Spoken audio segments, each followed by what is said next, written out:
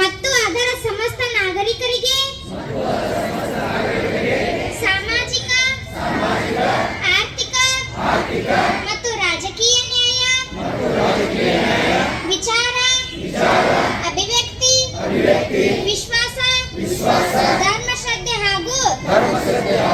ಉಪಾಸನಾ ಸ್ವಾತಂತ್ರ್ಯ, ಸ್ಥಾನಮಾನ ಮತ್ತು ಅವಕಾಶ ಸಮಾನತೆ ದೊರೆಯುವಂತೆ ಮಾಡಲು ಮತ್ತು ವ್ಯಕ್ತಿ ಗೌರವವನ್ನು, ರಾಷ್ಟ್ರದ ಏಕತೆಯನ್ನು ಹಾಗೂ ಅಖಂಡತೆಯನ್ನು ಸುನಿಶ್ಚಿತಗೊಳಿಸಿ ಅವರಲ್ಲಿ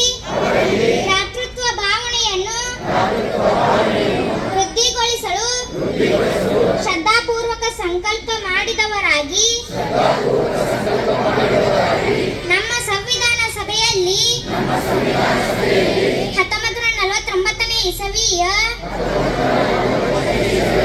ನವೆಂಬರ್ ತಿಂಗಳ 26ನೇ ತಾರೀಕಾದ ಈ ದಿವಸ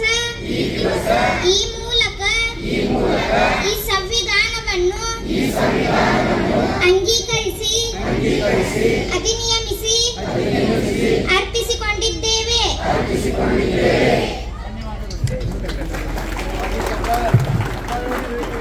ದಯವಿಟ್ಟು ಚಪ್ಪಾಳೆಗಳೊಂದಿಗೆ ಈ ಅಭೂತಪೂರ್ಣವಾಗಿರುವಂತಹ